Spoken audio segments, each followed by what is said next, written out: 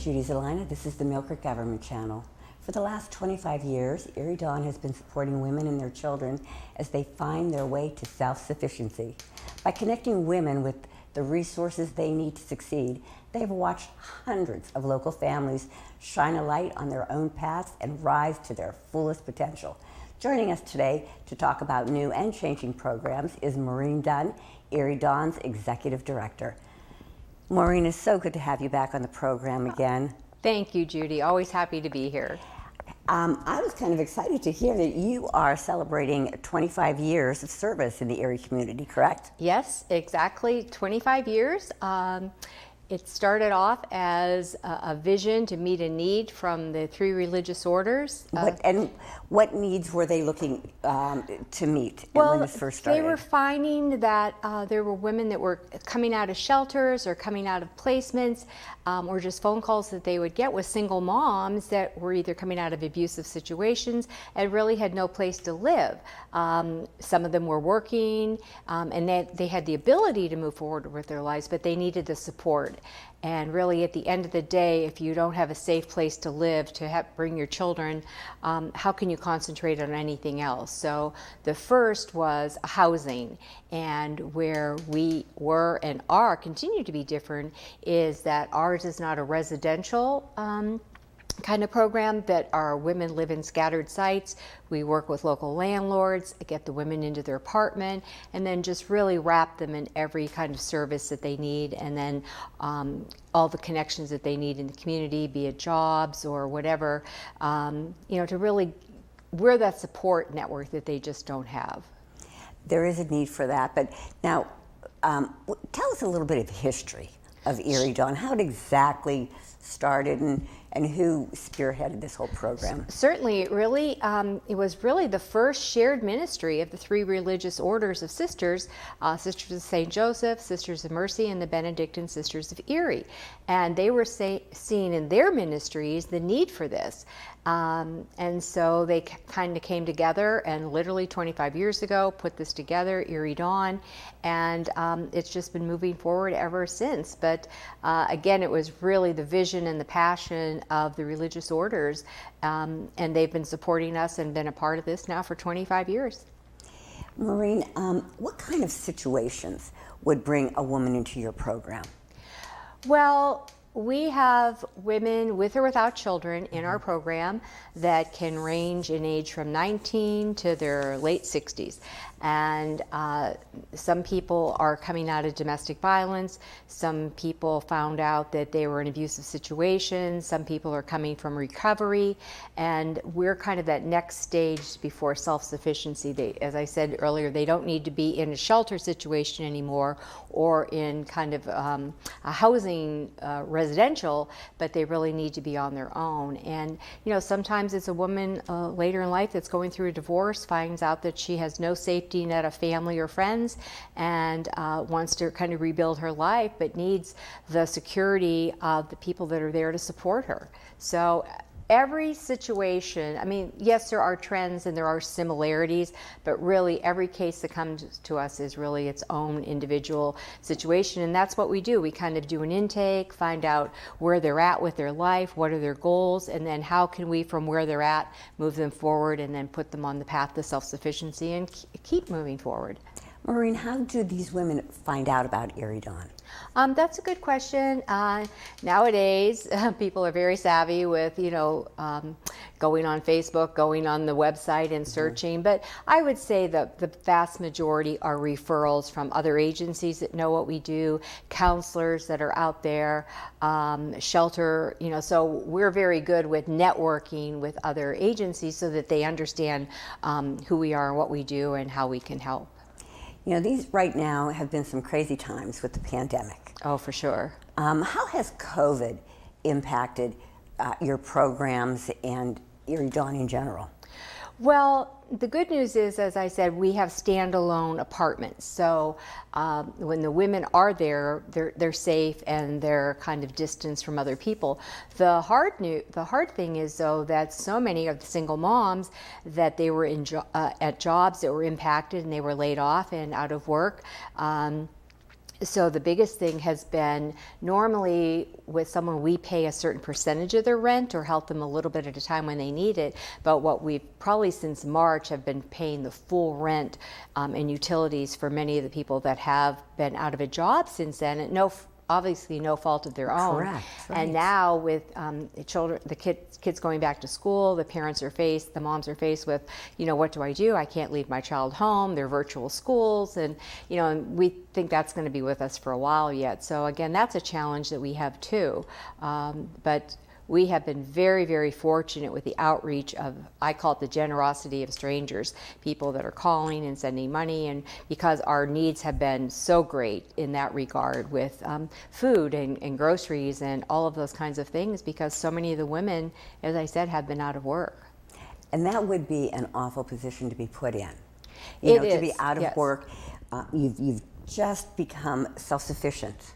You've got an apartment, Yes. and you're really on that road, and you're seeing the light at the end of the tunnel, and then something like this hits. Exactly, and that happened in so many cases. Like January, February, we had people that were in houses, got them jobs, work with different employment agencies around, and just got the women, and then right off the bat, then they hardly even got to work and they lost their jobs. And a lot was with home health care, waitressing, food industry, all Right. of those kinds of things. So it's been very challenging, and our staff was very diligent with probably staying in touch with them, even though we had to do it at a distance and by way of phone, staying in touch, dropping things off to their house, all the different supplies and groceries. So we did all that for them for months and months and months. But we were very fortunate to have people that were donating because they realized what our need was. So we felt that we really stayed in touch with them because that was so important, because they were so isolated. They were isolated from their jobs, and then their children were isolated from school. So that's a lot of isolation for a woman that doesn't have a big safety net around her. So we were very diligent with keeping up with that. That's a great support, because I would think at that point, as we were saying, you just feel so isolated, Yes. so defeated. Yes. And scared and afraid too. Exactly. Now, so you offer, like, we're talking about how you're supporting people in COVID. What other supports do you have in place for the women? Well, so we've had that extra that we've had to go above and beyond, but really that's a big part of what we do on a daily basis. Again, someone comes into us, we find out into our program, we find out what their needs are, and our main thing is to get them connected to the resources that they need. So when they have kind of graduated from our program, they have that life skill of knowing how to find their voice and be their own best advocate. Whether it's finding where do you get a birth certificate if you need to get a birth certificate, how do you go on a job interview, how do you, so getting them connected if they're going through mental health or they need to have counseling, how to go and ask and get the help that they need and kind of speak up for themselves. So that's one of the things that we do with them until they kind of have the confidence in themselves to be able to do that for themselves. And you find out what their needs are with your intake Yes. interview and talking with them, and Yes. then having them just lay out everything that. Yes, it's very, they're very hoping thorough. for. We find out, like, on all the different domains, is it, financial problems, is it family problems, is it work situations that they need help with, and so we have what we call our domain sheet, and that's really helping them set their goals. And then a big part of it, once they get in and they get settled and they're in the housing, then we work very diligently with them on budgets and really looking at their credit. And because so often what happens is because they're in a situation where they don't have good credit, when they go to get a car, they're paying 25% interest, and they're really just very vulnerable. So we really work with them on understanding it, seeing it on paper, and understanding, okay, you have these goals for yourself, but how are you going to get there? And then in order to do that, we help them kind of chip away at, a savings. And now, some people have been fortunate to get some of the relief money that's out there, but we work with them on what's the best way to spend that and how do you save that. And when they get their tax returns, meet with us and we'll talk about a plan. Do you need to pay something down? Do you want to pay that car loan down that's at 25%? And, so really we're kind of the family and the trusted advisors that they really don't have in their world. And probably a lot of them didn't have that basic knowledge of how to do a budget, how to to allocate Yes. any income Yes. correctly. Yes, and between that and parenting, we work with them on parenting, because you can't assume that they had this in their world, and we find out that many of the people in their lives were a very toxic, negative influence on them. So what we say to them is it's really all about being resilient. You can overcome this. Trust us, believe in us, and then we surround them with nutritious people that maybe that's the first time they've had somebody like that in their life. A big part of what we do is mentoring. That's been a little bit different now because of everything that's going on. But that's a big part of what we do. And, is it someone to talk to them about following through on medical, following through on mental health, following through on jobs and resumes? So we're very, very fortunate. A big part of, who we work with and who supports us are our mentors and our volunteers, because we really have a small staff, and the intensity of what we're dealing with, the staff needs support too. Right. So we have a great tier of wonderful, wonderful volunteers that are helping us with these different things too. So we're very lucky. Amazing. Well, 25 years has been a long time. Okay, Yeah. I mean, it has. What changes have you seen in your services through these years? I think when we go back, and we're always going back, and we're looking at what was our original intake and what was our original agreement that the women sign, and what was kind of the overview of our program, and we always go back and look at that, and we found that really so much of what was initiated at the very beginning really were best practices that we keep in place. What we're finding now, a component that we've added to our program, is we now work with a lot of families that are in their own permanent housing, but they're at risk. They could be at risk of losing that. They could have been in a relationship with someone and that person left, and now all of a sudden they're left to handle the bills, or this other person, maybe the utilities were in their name and they're not paying them, and then the woman finds herself in a bad situation with that. So one of the things that a big part of what we do now is the permanent housing component, because it's so much easier to help someone stay in place rather than have them hit bottom, end up in a shelter, have no place to go, and then build them back up. So that's a big component of what we're doing as well too. And it really helps keep the family in place, the stability. The children don't have to change neighborhoods and friends and schools and things like that. So whenever we can help with that, and it makes sense, we don't want to ever have somebody in a situation where they're living in a place and it's just way too expensive for them. We might help them there for a month or two while we help them find some more affordable housing that they are going to be able to afford on their own. So it's looking at all of that, but and then the mentorship has always been a part of it. We may have changed the mentorship to be more intense now, as far as we have budget coaches that come in with them, and we have people that we have some nurses that are volunteering, and they're kind of working with if someone has a new baby, and helping them along with health checks, and just those kinds of things that so many of us had those supports when we were young moms, right, to be able to kind of say, no, that's okay, that's normal, and things like that. But so many of these women and the young women don't have that. So we provide that for them as well too. So well, that's what I wanted to. You were talking about volunteers and mentors. Now, what are some of the different opportunities a volunteer would be able to have with you, or a mentor? What are you looking for? Do I have to be a nurse? Do I have to be a financial wizard? No, not at all. It's very practical. It just comes down to a common sense, practical, a caring heart that someone wants to help someone. And what we're actually setting up now is actually more virtual, or even if it's following up with a phone call. While the weather was nice, we could meet outside and do things like that. But it's just you don't have to be a financial wizard to help someone look at how much money's coming in each month, how much is going out, and okay, let's look at the bottom line. But so often, the moms just go through day to day and pay what they can and do what they can. But like all of us, sometimes you don't want to look at the bills and the bottom line and things like that. So it's very practical. So those are the people that really support the program. And but it's really just someone that's a good listener and non-judgmental, and whatever it is, checking with them. Did you make your appointment? Did you follow up with this? Did you fill out that application? Do you need some help with that? Very, very practical. And then we have people that are volunteers for us when we have different events. This past summer, we were very fortunate to be able to have our golf tournament, which is a big event for us, and just a wonderful committee that works on that. This past spring, we were supposed to have a big 25th gala where we were honoring the sisters, and just had an amazing volunteer committee on that. So now we just have to get creative with that. We're going to be having things on our Facebook page and our website. We have a beautiful video that will be posted on there. So you just have to get creative with, so our volunteers are as diverse as the women in our program with there, but I would say it's just having a heart, common sense, and, just willing to listen. Well, you're giving so much to the community. How can the community help you? What needs do you have, are you looking for?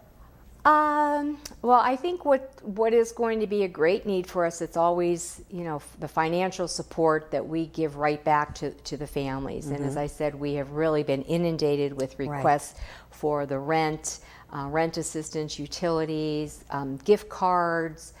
We have like a birthday club because we always take care of the families for their birthdays because we still want to make sure that that's special.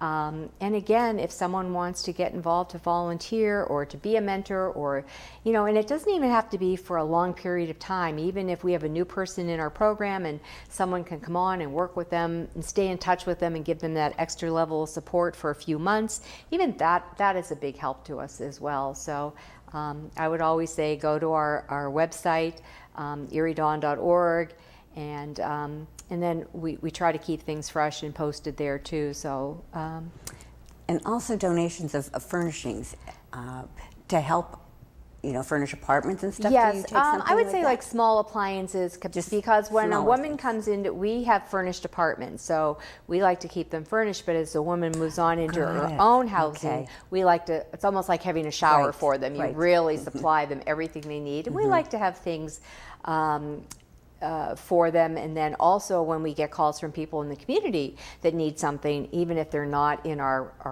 long-term program, we always share what we have, and if somebody calls, we try to help as best we can with things.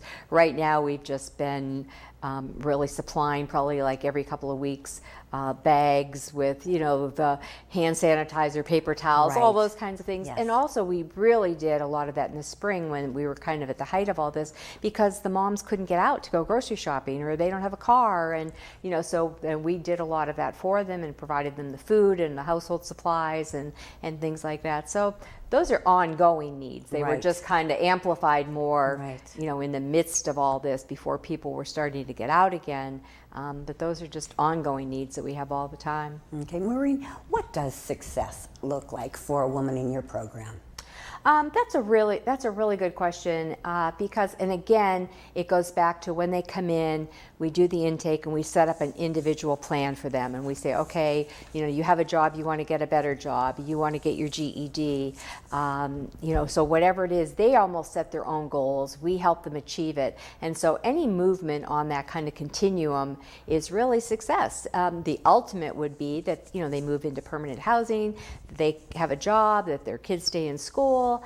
We've had extreme of the continuum. We have people that have gone on to have their own businesses, be doctors, but the nice thing is they always come back and they remember how they got. If it wasn't for us, they give us a lot of credit. Erie Dawn a lot of credit for helping them.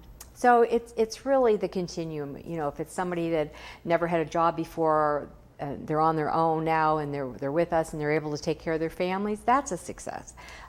They're able to get a car, get their own apartment, all those different kinds of things. So it's really, really individualized. We never say, to be successful in this program, you will have to do this or reach this. It's really their own personal goals. Okay. And what do you think the key ingredient to being successful in the program is?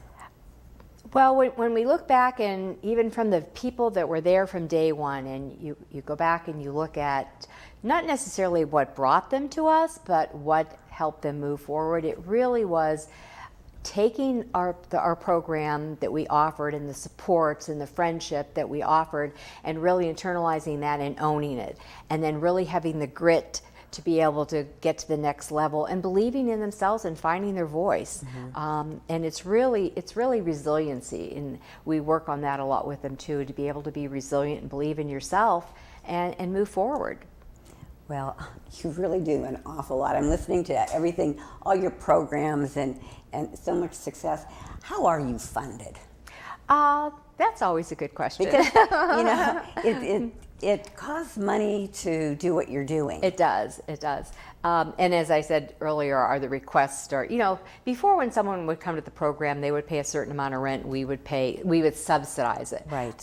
But this last half of the year, I mean, we have really just been paying the full boat for a lot of people.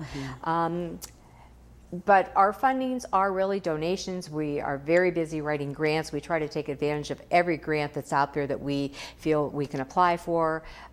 We do get some county money for through drug and alcohol, but it's really just a little bit of everything. Our fundraisers, we have usually have 2 fundraisers every year, and I call it just really the kindness of strangers. Something will come through on PayPal, and someone you don't even know, and then those are the people we reach out to. It's like, how'd you find out about us, and what kind of attracted you to be wanting to help this kind of a ministry? And so we have been very, very fortunate, but it's a lot of work because you constantly have to be constant need and constant follow the money. Maureen, you do a wonderful job. Sadly, our time is at an end here. It goes fast with us. I know, and it's so interesting, the work that you do. It is absolutely amazing. It's a great program. Oh, thank you. So thank you for joining us and letting our viewers know exactly what you do. I'm sure they've heard of Erie Dawn, but maybe they don't know what you're all about. Yeah, some people will say, well, we've heard of it. What do you actually do? And unless you're really involved with it. But I would say check out our website.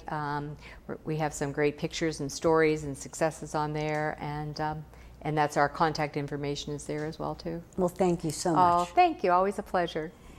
Viewers, if you have any questions, or you know someone that may have a need for Erie Dawn's programs, or even if you want to be a mentor or volunteer, please give them a call.